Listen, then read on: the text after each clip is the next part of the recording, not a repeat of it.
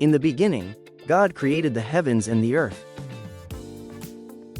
Now the earth was formless and empty, darkness was over the surface of the deep, and the Spirit of God was hovering over the waters.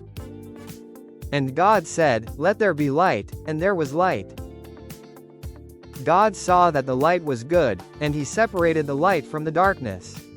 God called the light day, and the darkness he called night. And there was evening, and there was morning, the first day. And God said, "Let there be a vault between the waters to separate water from water."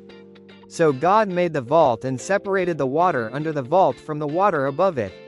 And it was so. God called the vault sky. And there was evening, and there was morning, the second day. And God said, "Let the water under the sky be gathered to one place, and let dry ground appear." And it was so. God called the dry ground land, and the gathered waters he called seas. And God saw that it was good. Then God said, "Let the land produce vegetation, seed-bearing plants and trees on the land that bear fruit with seed in it, according to their various kinds." And it was so. The land produced vegetation, plants bearing seed according to their kinds and trees bearing fruit with seed in it according to their kinds. And God saw that it was good. And there was evening, and there was morning, the third day.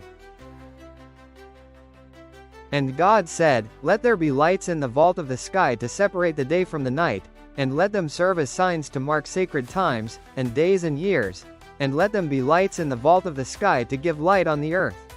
And it was so. God made two great lights, the greater light to govern the day and the lesser light to govern the night. He also made the stars.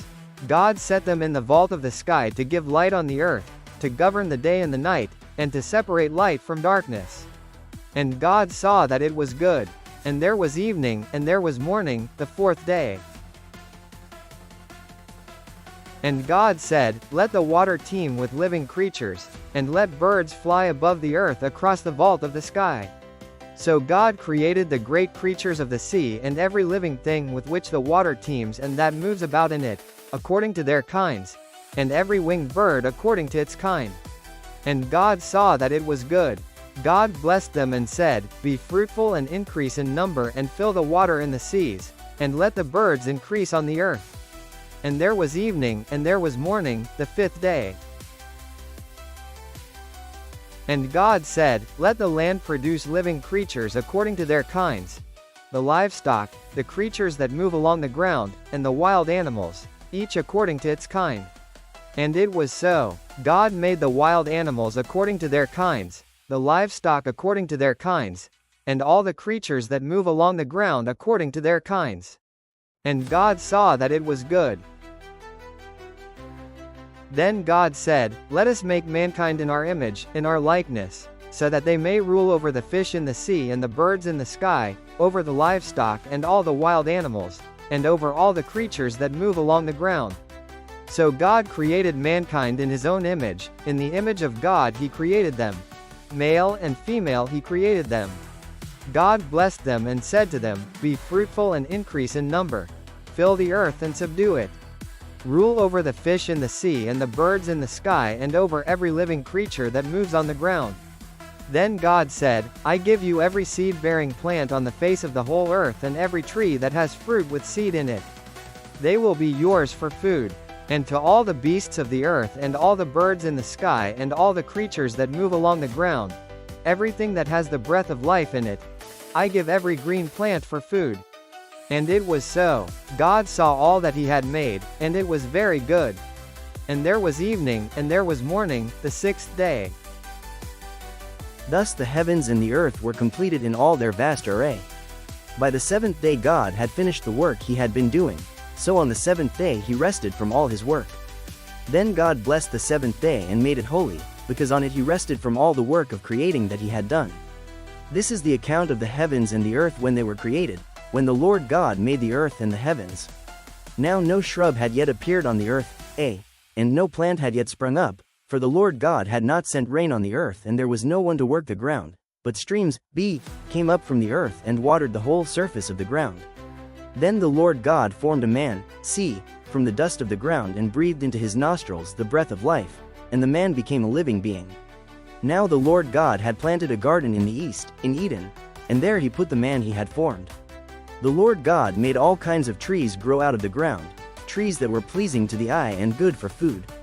In the middle of the garden were the tree of life and the tree of the knowledge of good and evil. A river watering the garden flowed from Eden. From there it was separated into 4 headwaters. The name of the first is the Pishon. It winds through the entire land of Havilah, where there is gold. The gold of that land is good, aromatic resin and onyx are also there. The name of the second river is the Gihon. It winds through the entire land of Cush. The name of the third river is the Tigris. It runs along the east side of Ashur. And the fourth river is the Euphrates. The Lord God took the man and put him in the Garden of Eden to work it and take care of it. And the Lord God commanded the man, "You are free to eat from any tree in the garden, but you must not eat from the tree of the knowledge of good and evil, for when you eat from it you will certainly die." The Lord God said, "It is not good for the man to be alone. I will make a helper suitable for him." Now the Lord God had formed out of the ground all the wild animals and all the birds in the sky. He brought them to the man to see what he would name them, and whatever the man called each living creature, that was its name. So the man gave names to all the livestock, the birds in the sky and all the wild animals. But for Adam no suitable helper was found. So the Lord God caused the man to fall into a deep sleep, and while he was sleeping, he took one of the man's ribs, and then closed up the place with flesh. Then the Lord God made a woman from the rib, he had taken out of the man, and he brought her to the man.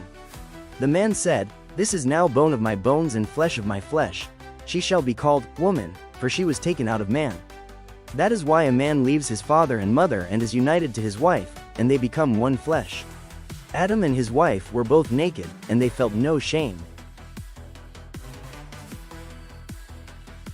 Now the serpent was more crafty than any of the wild animals the Lord God had made. He said to the woman, "Did God really say, 'You must not eat from any tree in the garden'?" The woman said to the serpent, "We may eat fruit from the trees in the garden, but God did say, 'You must not eat fruit from the tree that is in the middle of the garden, and you must not touch it, or you will die.'" "You will not certainly die," the serpent said to the woman.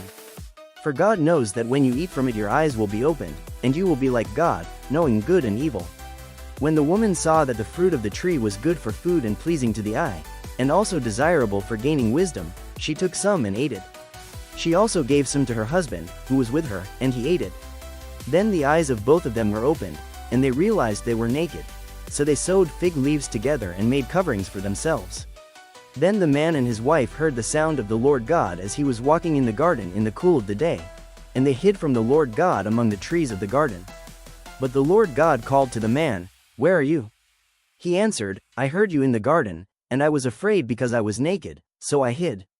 And he said, "Who told you that you were naked? Have you eaten from the tree that I commanded you not to eat from?"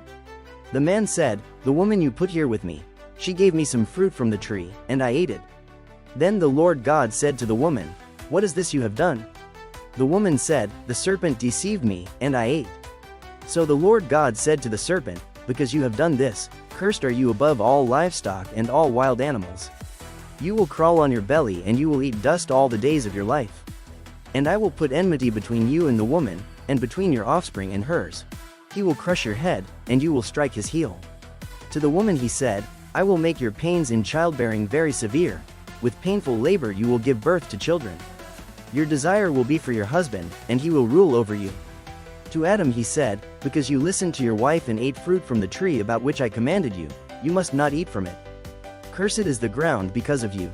Through painful toil you will eat food from it. All the days of your life. It will produce thorns and thistles for you, and you will eat the plants of the field. By the sweat of your brow you will eat your food until you return to the ground, since from it you were taken. For dust you are, and to dust you will return."